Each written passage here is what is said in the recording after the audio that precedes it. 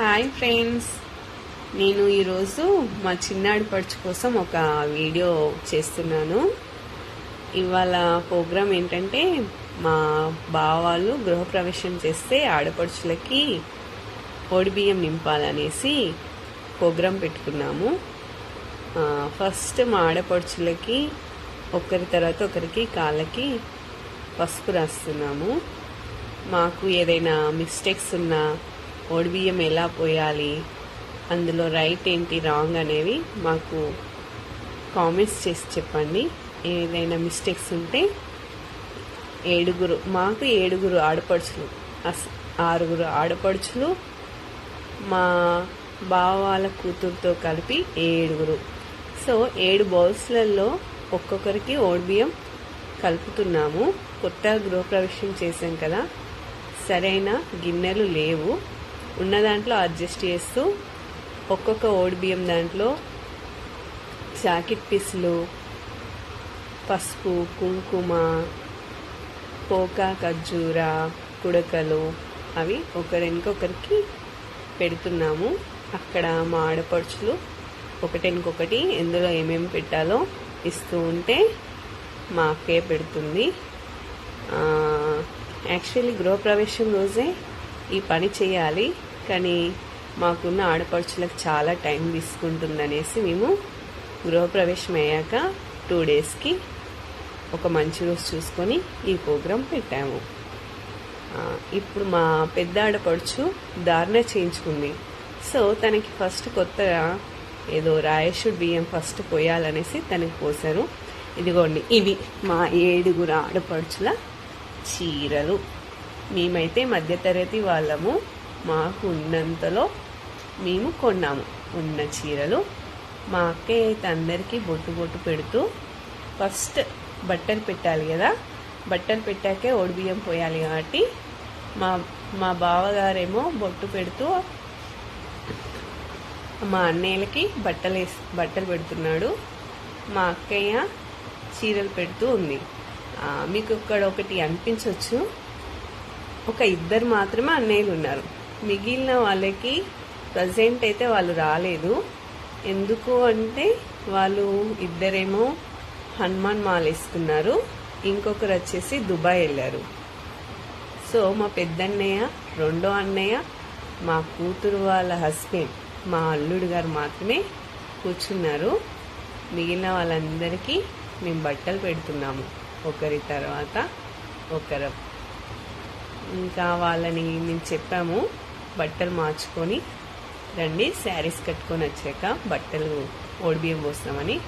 ఇక మా మనవాడైతే ఆలస్యం లేదు, అప్పుడే కొత్త డ్రెస్ వేసుకొని స్టిల్స్ ఇస్తూనే ఉన్నాడు. చూడండి మా అల్లుడు. ఇప్పుడైతే అందరినీ చూపిస్తున్నాము, ఫస్ట్ నుంచి లాస్ట్ వరకు. తనైతే మా అక్కయ్య, ఇదిగో ఇది నేనే స్మైల్ ఇస్తున్నాగా, తను మా అత్తయ్య, తిను మా బావగారు. చూసారా, మాదైతే చాలా పెద్ద ఫ్యామిలీ. అది ఎవరి చీర బాగుంది, ఏది బాగుందని ఒకరు చూసుకుంటా శారీస్ కట్టుకొని స్టిల్స్ ఇస్తున్నారు. చూడండి, ఫోటో కావాలన్నారు. మేము ఇక మా పెద్ద ఆడపడుచుతో స్టార్ట్ చేసాము బియ్యం పోయడం. ఫస్ట్ జాకెట్ ముక్కేసి అందులో పసుపు కుంకుమ వేసి బియ్యం పోస్తున్నాము. మేమిద్దరమే ఉన్నాము, ఎందుకంటే కొత్త గృహప్రవేశం చేసాం కాబట్టి మాకు చుట్టుపక్కల ఇండ్లు ఇంకేం లేవు. సో వచ్చిన రిలేషన్స్ ఆ రోజే వెళ్ళిపోయారు.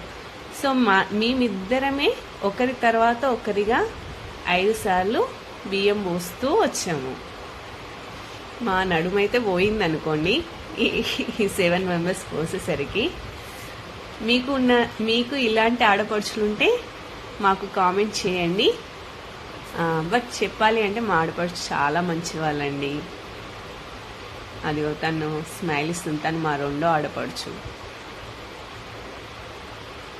ఇంకా చెప్పాలి, యాక్చువల్లీ మా అత్త మామయ్యకైతే 3 అబ్బాయిలు, 6 ఆడపడుచులు.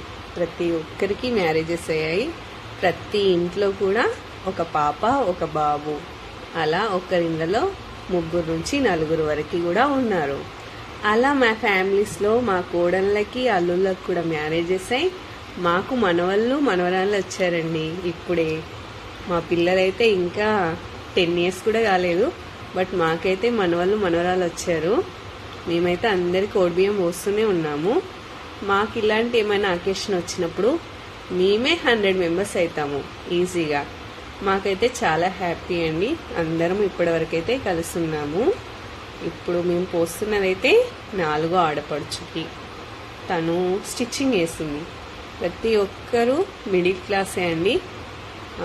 కూలీ పని నుంచి అన్నీ ఎవరికి వాళ్ళు చిన్న చిన్న పనులు వాళ్ళకి నచ్చినట్టుగా ఎవరు ఖాళీ లేకుండా అయితే పని చేసుకుంటూనే ఉంటున్నారు. తను మా 5వ ఆడపడుచు వసంత. తను స్టిచ్చింగ్ వేస్తుంది. తను వచ్చేసి లాస్ట్ వన్ 6వ ఆడపడుచు. తన కోసమే నేను ఈ వీడియో చేస్తున్నాను. ఎందుకంటే తనకి వీడియోస్ పిచ్చి బాగా. సో వాళ్ళ ఆయన దుబాయ్కి వెళ్ళాడు కాబట్టి రీసెంట్గానే వెళ్ళాడు, 2 months అవుతుంది. తనకి శారీ కట్టుకొని ఫోటో మరీ చూపించింది బాగున్నానా అనేసి. తనే తీయమంటేనే నేను ఈ వీడియో తీశాను.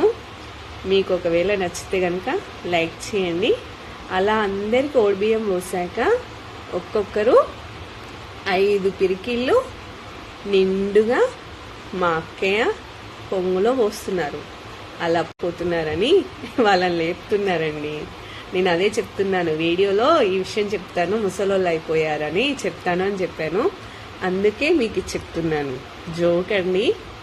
వాళ్ళు లేచి దేవుని దగ్గరికి పోయి దండం పెట్టుకొని వస్తున్నారు ఒకరింకొకరు.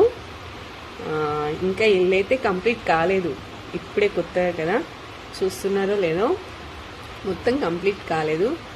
జస్ట్ అలా మంచి రోజులు పోతాయి కదా అనేసి ఇప్పుడు మేము చేసాము.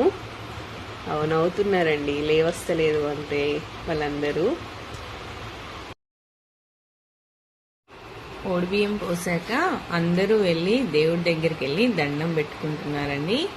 ఓడిబియ్యం పోసాక ఆ ఓడిబియ్యాన్ని మన ఇంట్లో నిద్ర చేయనివ్వద్దు అనేసి ఎవరి ఇళ్లలోకి వాళ్ళు తీసుకుని వెళ్ళడానికి సిద్ధం చేసుకుంటున్నారు. వయస్సు ఏదైనా శుభకార్యాలు అయినప్పుడు ఓడిబియ్యం పోస్తారు.